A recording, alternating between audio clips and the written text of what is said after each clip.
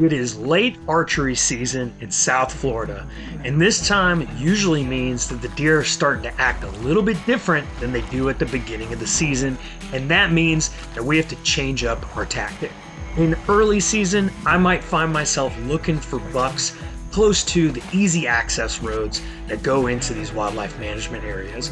But in the later season, I find these bucks start to push back off the beaten path, and I have to start looking for areas that other hunters wouldn't go to.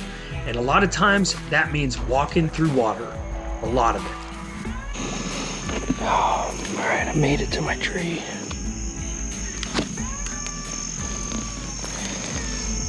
Of course, it's a cypress, so I'm in shin deep water, so it takes a little extra finesse to get up the tree.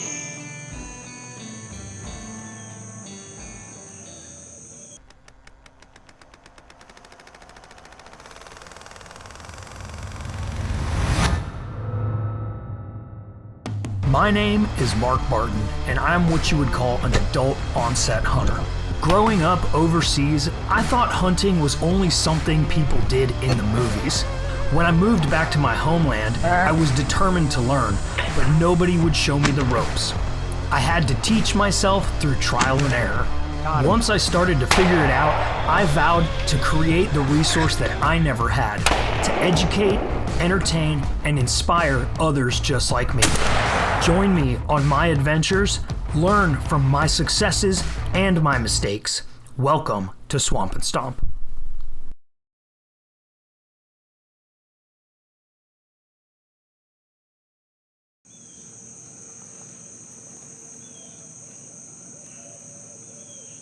My thought process in picking this spot was that I was going to walk through the deepest water that I could find right from the access trail in hopes that other people wouldn't go back here. I found a spot on the map where two cypress heads pinched together with a small passage in between them. And if I positioned myself just right, I could take advantage of that pinch point while being able to overlook a large area and hopefully spot some deer off in the distance. I expected there to be some dry land around, but when I got out there, I realized I was just sitting in the middle of a swamp. All right, guys. So let me get a little water so I can talk to you guys. All right. So we are set up. I'll be honest. It's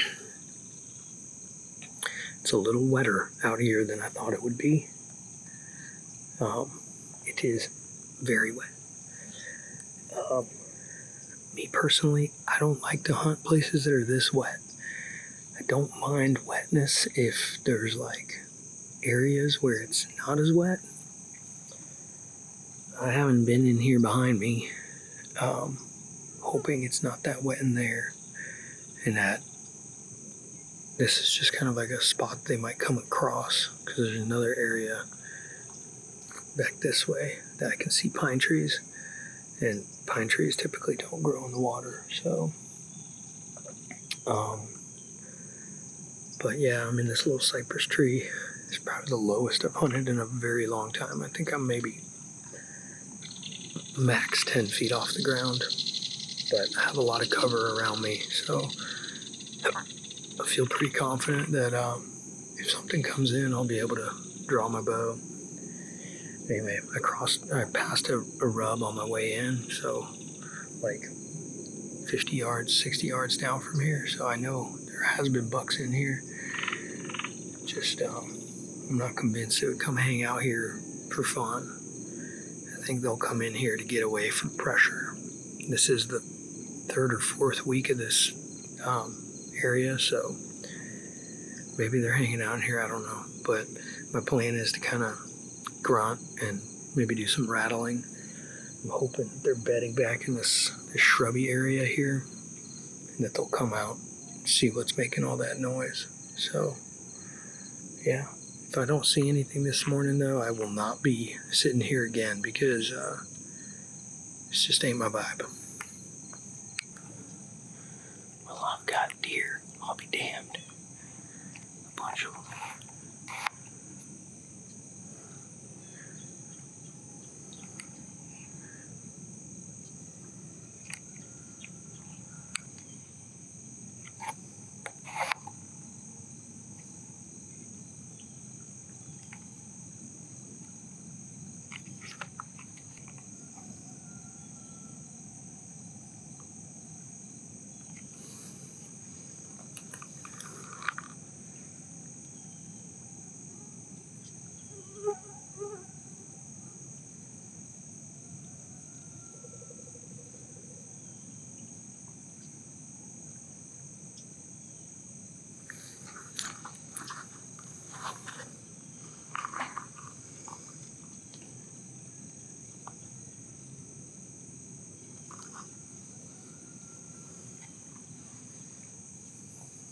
There's a buck coming in, chasing these does. You can't see him right now.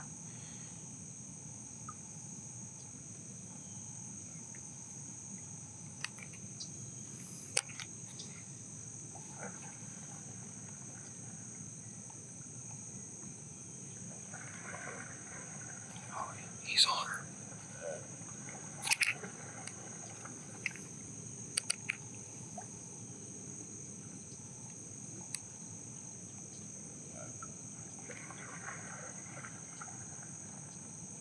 Oh man, I wish you guys could see.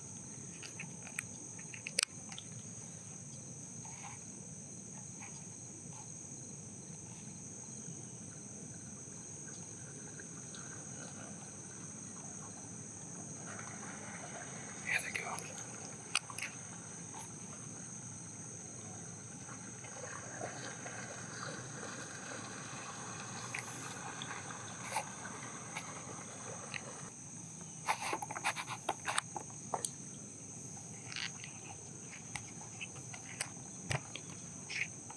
Well, I was not expecting that. I mean, that buck was chasing hard. There's a good chance they chased back this way.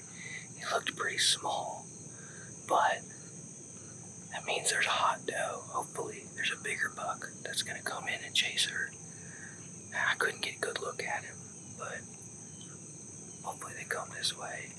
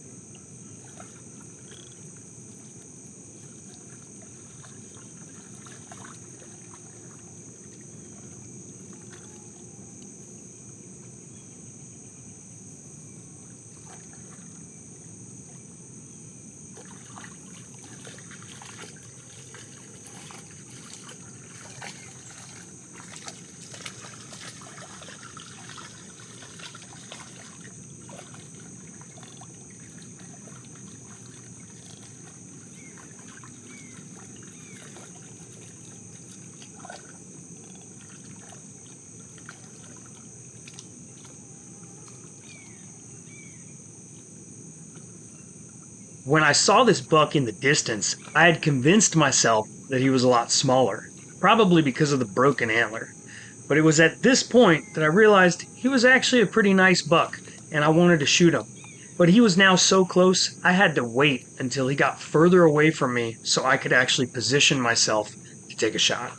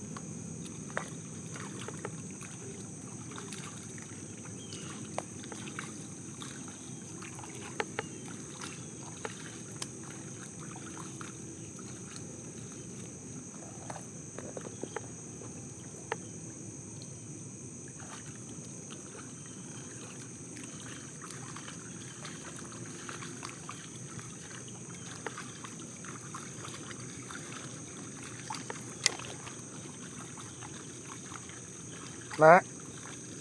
Matt.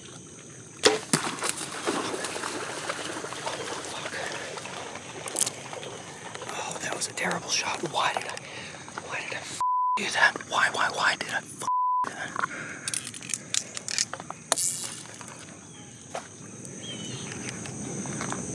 Oh my God, I'm such an idiot. Such an idiot. Such a freaking idiot. Why did I do that? Why?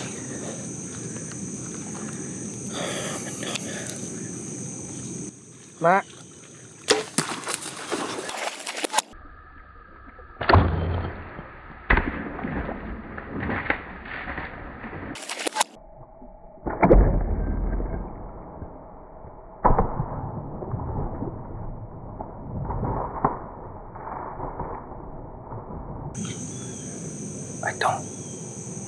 I don't know why I did that.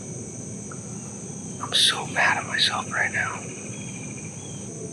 As he got a little further away, I slowly maneuvered my way around the back of the tree. We got to 16 yards, and I was like, alright, I'll take this shot. And I tried to stop him twice, and he wouldn't stop. And I don't know, I convinced myself that he was about to take off again, like chasing after this doe.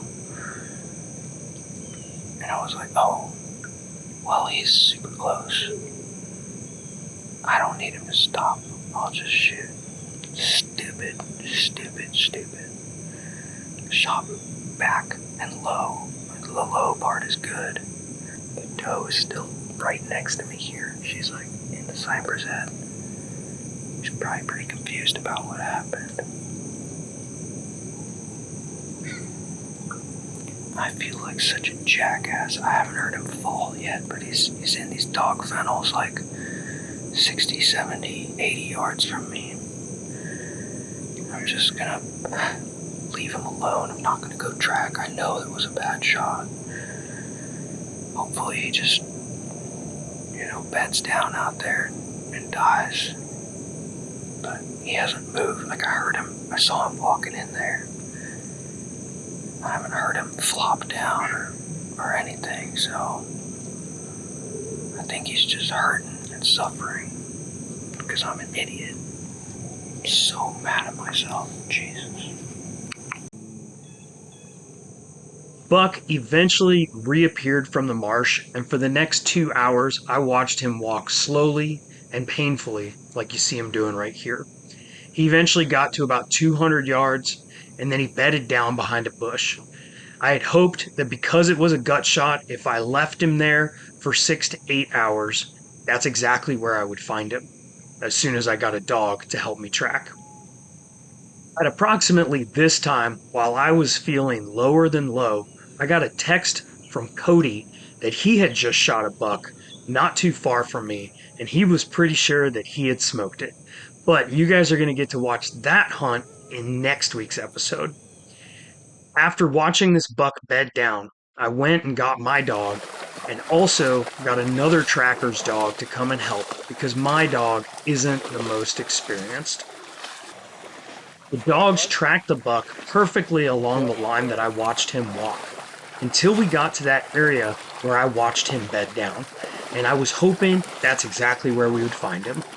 So the last place I saw this deer, dead tree, he was right in front of it, and I don't know, I think it bedded down right there. Hopefully it's laying right there.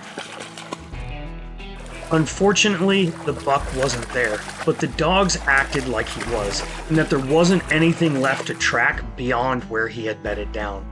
This is usually an indicator that that deer reassessed its wounds and decided it wasn't hurt fatally and was able to walk off without leaving that specific interdigital gland scent that we train our dogs on, and that usually means that the deer is fine.